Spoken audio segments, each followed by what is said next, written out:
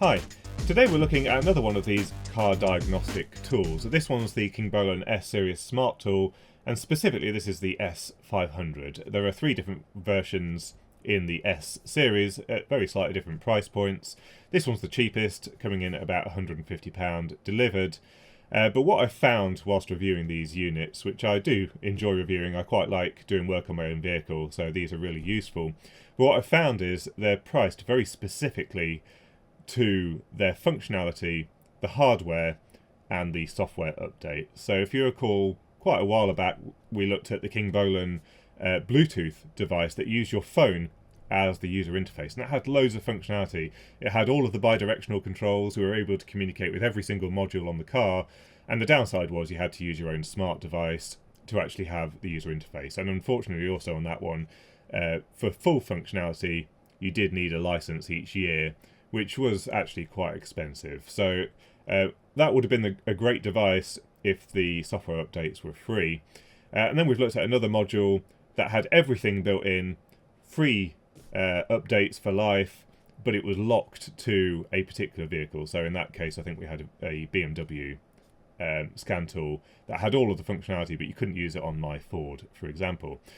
So this one is kind of a locked down device. It's able to communicate with a whole range of different vehicles, different brands, different models, but the limitation on this one is that it can only communicate with 4 modules on your vehicle. So the engine management system, the seat belts and airbags, the transmission control module if you've got one fitted to your car. Mine's a manual, so it doesn't have one of those modules, and then also the ABS system. So just the 4 modules, but those are actually, generally speaking, the main ones that you're going to be working with on your car as a DIYer. And then there's 4 reset functions on here, and this is where the 3 different models in this series vary. This one is able to do oil reset, brake reset, steering angle reset, and also throttle adaptations. But the other models, the S600 and S800, have 8 and then 15 reset services available on those ones instead of just the 4 on this one. So let's have a look at the unit in detail.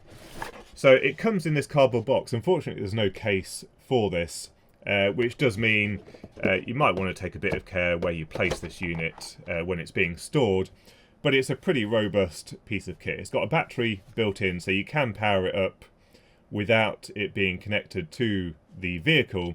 But this one does have a wired connection to your OBD2 port. So you can see it's booting up there. And we've got a really nice clear screen.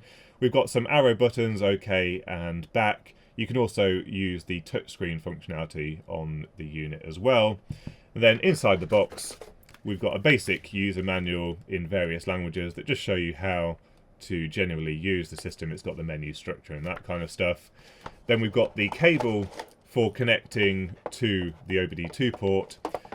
So this is about 1.5 meters in length, so you wouldn't be able to be in the engine bay and be able to use the diagnostic tool. So that's where the benefit of the Bluetooth devices is. You can have it plugged in, but you can actually be diagnosing things under the hood. In this case, we have to be tethered to the OBD2 port with this cable, and then it also comes with a USB to USB-C charging cable, and then there's a silica bag in there as well.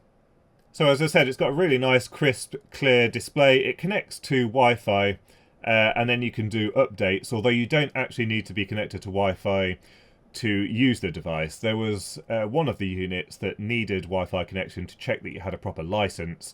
In this case, it just works, and also the software updates are free for life, so you don't have to pay for any subscription or anything like that. You don't even need to sign into any account on here. You just plug it in, connect to your Wi-Fi if you want to do any updates, and then you're ready to go, which is quite nice. So no need for any kind of accounts. Now we've got some duplications of some buttons here, so we can use the arrows and we can go back here, but pretty much everything is available through the touchscreen, and it is also really quite responsive. It seems to work quite nicely. You're able to go through, you can go through to the various settings, set up your Wi-Fi from here.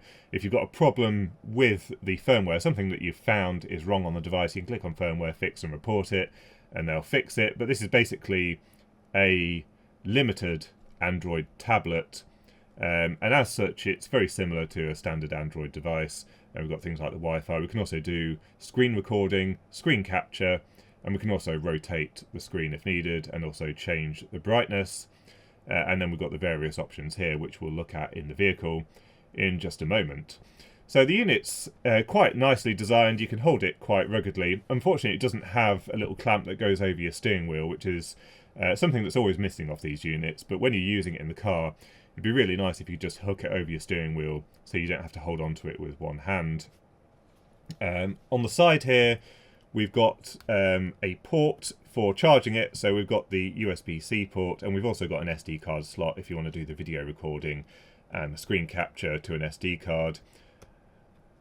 And then on the top side, we've got the power switch and also the OBD2 connector. And that's pretty much all there is. It's made from quite a rugged material. It feels really nice to hold, and it's quite compact. And yeah, so the hardware itself is pretty good. It could just really do with a case so that you can keep it safe when you're not using it in the car. So we've got the unit plugged into the OBD2 port on the Ford Mondeo here. And this one does actually have an internal battery, which gets charged whenever it's plugged into the vehicle, or if you plug it in with the USB-C connector on the side here. But what that means is if you do need to unplug it from the OBD2 port for whatever reason, or if you're cranking the engine and the battery voltage drops, this won't restart, it will keep running and you can keep the session going. Now with it plugged into the OBD2 port, you can actually see there's a voltage reading in the top. It says 12.8 volts. And it's reading the battery voltage there. And if you tap on that number, you actually get a graph here, and it allows you to plot the battery voltage over time, which can be useful if you're trying to do some analysis of the battery. For example, if you try and crank it while it's plugged in, it will show you how far the battery voltage drops and that kind of stuff. So potentially useful there for some diagnosis. And as you can see, it auto scales. So it keeps all of the information on the screen the entire time that you have this screen open. So let's start the car. We'll just see what happens on here. It'll probably drop to about 8 or 9 volts or something like that, and then we should be able to do the diagnostic session.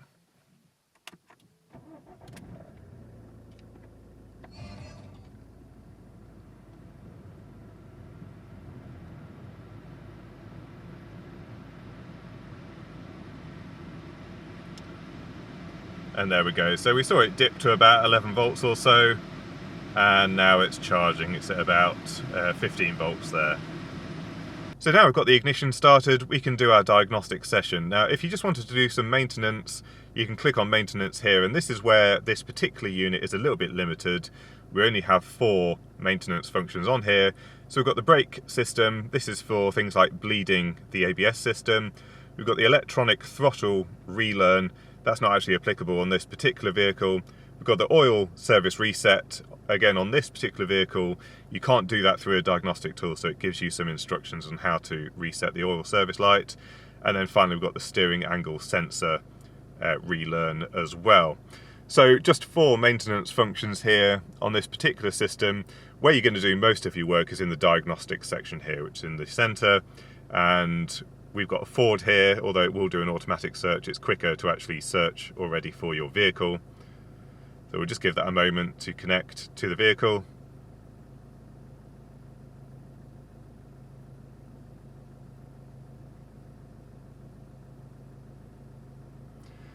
And then we can choose from 4 selections here. So we can go to health reports here, and it will go through and communicate to the 3 modules that it can communicate with on this vehicle. This system will actually talk with the transmission control module if you have one, but this is a manual gearbox, so we don't have one on here. And then we can click on report, but it looks like we've got no problems with the vehicle, which is good. And then it kind of creates a diagnostic report here. So if you had some problems with the system, it would list them out here. And if you wanted to keep them as a record, then you'd be able to create a PDF and include that with either your customer report, or you can keep it for your own purposes if you're just a home user.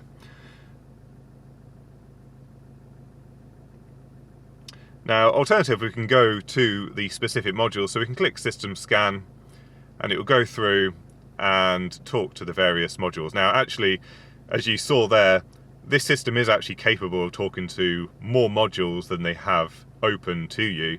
There were some extra modules there listed, but this is a limited device, so we've got access to the ABS module, the PCM or the engine management unit, the restraint control module, and if we had one fitted, we'd be able to talk to the transmission control module as well. But we'll look at the PCM.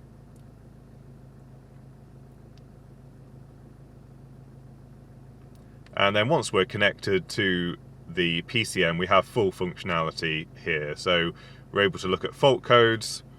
We can look at it just here. And there is no DTCs, which is good.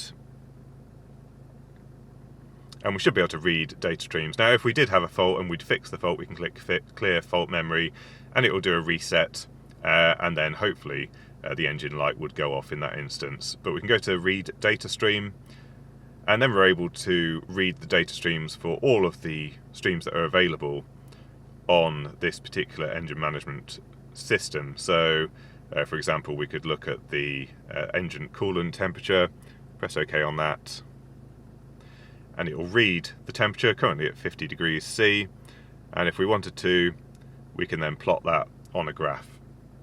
So there you go, you can see it's plotting along there at 50 degrees C. And this system supports 4 simultaneous data streams, so if we selected a few others here,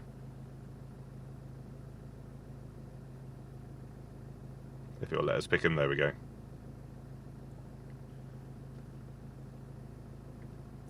We've got all of those there. We can click combine, and you pick up to 4. It won't let you select the 5th one, press OK, and then we've got the various data streams on there, so you might just be able to see that they're plotting those in real time. The update rate is about once per second, so if you were trying to do diagnostics on things like the O2 sensors, you might not see it switching rich and lean. You would need to use a proper oscilloscope to diagnose those kind of things, but you can see a little bit of ripple there. But yeah, the update rate's about once a second, maybe just slightly faster than that. And in exactly the same way, we can also communicate with the ABS and the restraint control module. So we click on ABS, and if we had any issues with it, we'd be able to read the fault codes and clear the fault code memory. We can also read the data stream, so the live data from that module. So if we click on there, it's showing all of the data. So 366 ABS events, I'm not sure if that's a lot, possibly my dodgy driving, but it's got the status of all the things here. So brake lamp switch, if I press the brake pedal, we should see that switched on. And it also, for example, is telling you the pressure in the brake fluid lines.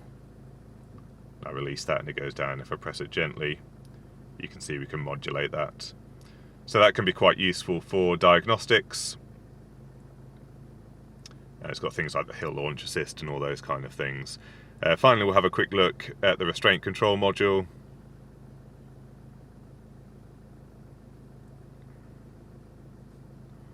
And again, read data stream. Let's see what we've got on here.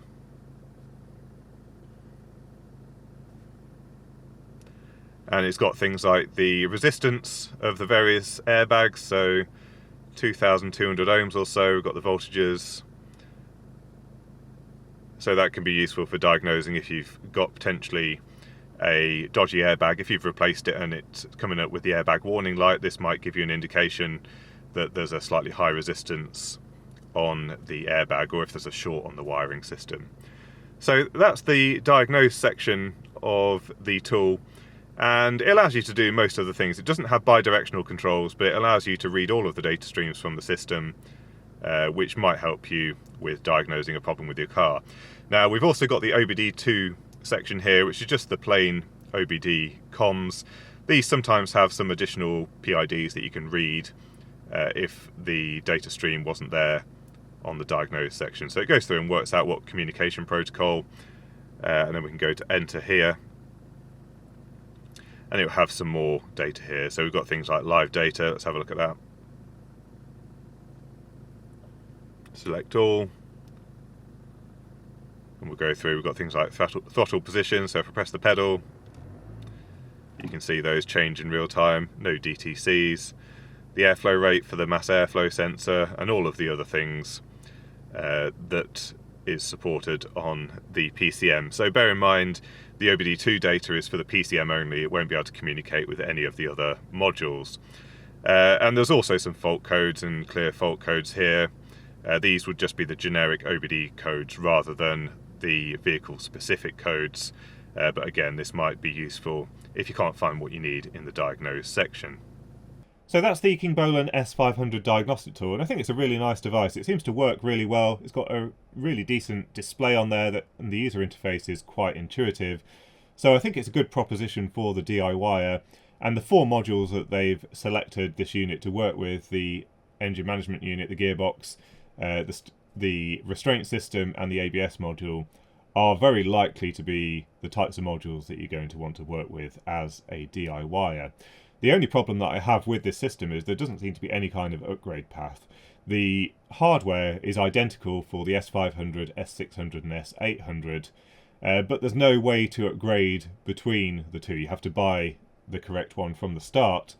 And on that topic, really, there's nothing stopping this unit being able to communicate with all the other modules in your car. In fact, when it was connected to my car and it was scanning, you saw some of the other modules there, and then it quickly got rid of those and just selected the 4 that we could communicate with on this particular unit. And the hardware's here, so I really think they should offer some kind of upgrade path, a license or something that you pay a little bit of money for, that then enhances the functionality of the unit, because we've got the hardware here already. It seems such a shame that if you want more functionality, you have to throw this one out or sell it and buy a whole new piece of hardware, where you could actually just upgrade the firmware on this, change the software, and we'd be able to do diagnostics on all the modules, and probably also do things like bi-directional controls, which are particularly useful for more detailed diagnostics. But I suspect they won't offer that kind of functionality. The whole idea with this one is that there's no license fees, there's no account to sign into or anything like that. This one just plugs in and works. If you need to update the firmware, you can update the firmware free of charge, and that just works for the lifetime of the unit. But anyway, if you're interested in taking a look at this unit in more detail, or you want to buy one for your own use, then I'll put some links in the description down below, and I think there is a discount code as well, which might get you a little bit of money off. So anyway, if you've got any thoughts or comments, don't forget to leave them in the comment section down below, and until next time, thanks for watching.